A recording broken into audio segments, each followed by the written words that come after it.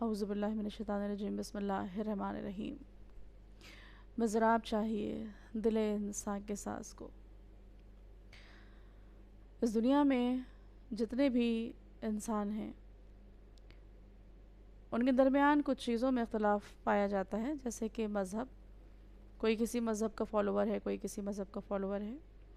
کئی مذہب رائج ہیں اس دنیا میں۔ اسی طرح زبانیں، ہر تھوڑا دوری اگر آپ طے کیجئے تو اس کے بعد زبانوں کا فرق آپ کو نظر آئے گا۔ مختلف قسم کی زبانیں لوگوں کے ذریعے بولی جاتی ہیں۔ جو کوئی زبان نہیں بول سکتے ان کی بھی ایک زبان ہوتی ہے، کیونکہ اللہ نے ہر انسان کو عالم البیان بنایا ہے۔ اسی طرح لوگوں کے جو کلچر ہوتے ہیں وہ بھی ڈفرینٹ ہوتے ہیں ایک دوسرے سے۔ کلچرل ڈفرینسز بھی انسانوں کے درمیان پائے جاتے ہیں۔ تو ریلیجن، لینگویج، کلچر، ان کے بنا کے اوپر موٹے طور پہ اگر ہم دیکھیں تو اس بنا پر لوگ جو ہے وہ ایک دوسرے سے اختلاف رکھتے ہیں۔ ڈویژن ان کے درمیان جو ہوتا ہے وہ ان موٹے طور پر کے ان چیزوں کو لے کر کے ہوتا ہے۔ لیکن یہ خالق کائنات کی کاریگری ہے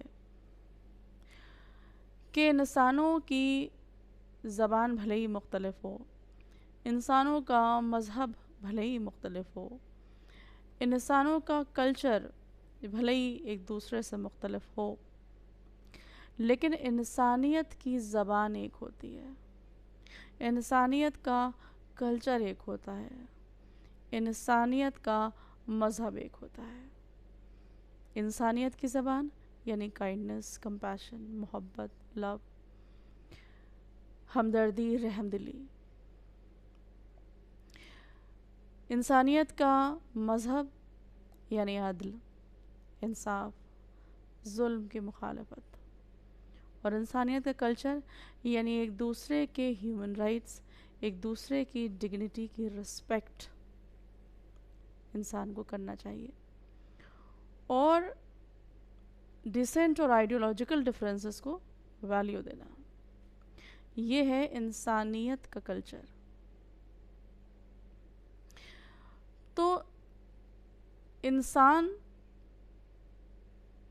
اپنے کلچر، اپنے ریلیجن اور اپنی لینگویج کے بنا کے اوپر ایک دوسرے سے الگ ہوتے ہیں، تو انسانیت کی زبان، انسانیت کے مذہب اور انسانیت کے کلچر کی بنا پر ایک دوسرے سے جڑتے ہیں۔ اور کربلا ریلیجن، لینگویج اور کلچر کے مختلف ہوتے ہوئے بھی انسانیت کے مذہب، انسانیت کی زبان اور انسانیت کے کلچر کے ناطے ہر انسان کے دل پہ اثر کرتی ہے، بشرطِ اس کے دل میں انسانیت ہو اور وہ کربلا کے پیغام کو یا کربلا کو سمجھنا چاہے۔ جو کربلا کو سمجھنا چاہتا ہے، اور اگر کربلا اس کے دل میں اتر جائے تو پھر وہ اپنی زبان، مذہب اور کلچر کی حدوں کو توڑ کر کربلا کی طرف آتا نظر آتا ہے، اور امام عالی مقام کی خدمت میں سلام پیش کرتا ہے، ان کے غم میں غمگین ہوتا ہے اور ان کی یاد کو اپنے حساب سے بناتا ہے۔ تو جبکہ آج کا جو دور ہے وہ ایک پرآشوب دور ہے، اس دور میں ہر مذہب کے ذریعے پولیٹیکل گراؤنڈ کے اوپر بھی ہم دیکھ سکتے ہیں کہ لوگ اپنے اپنے فالوورز کو کبھی ریلیجن اور کبھی آئیڈیالوجی تو کبھی دوسری چیزوں کے نام پر شدت پسندی کی زنجیروں میں جکڑ رہے ہیں اور نفرت پسندی کی طرف مائل کر رہے ہیں، نفرت پسندی کی منزل کی طرف لے کر آ رہے ہیں۔ ایسے میں کربلا کے درس کی ضرورت اور بڑھ جاتی ہے۔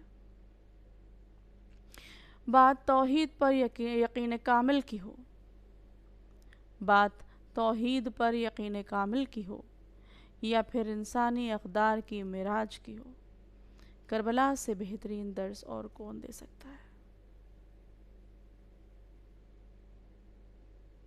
آج کے اس پرآشوب دور میں کربلا کے پیغام کو عام کرنے کی ذمہ داری، ضرورت اور بڑھ جاتی ہے۔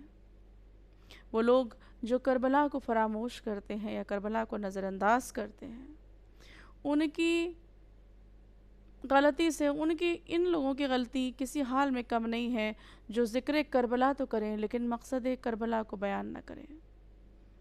ذکر کربلا اور مقصد کربلا کو ایک دوسرے سے جدا کرنا، یہ بھی کربلا پر ایک ظلم ہے۔ تو جتنے بھی لوگ کربلا کو بیان کرتے ہیں، ان کا یہ فریضہ ہے کہ اس کے ساتھ مقصد کربلا کا بیان ضرور کریں۔ مقصد کربلا روح انقلاب ہے، مقصد کربلا ایک انقلاب ہے، لیکن آج کے دور میں شاید انقلاب کی بات کرنا ہر کسی کے بس کی بات نہیں ہے۔ اے حسین ابن علی، اے سید یزداں صفات، نور سے تیرے چمکتی ہے جبین کائنات، محل ہو جائیں اگر دنیا سے تیرے واقعات، گنبد تاریخ پر چھا جائے ہیبت ناک رات، بھول سکتا ہی نہیں انسان قربانی تیری، حافظے کے فرق کا جھومر ہے پیشانی تیری،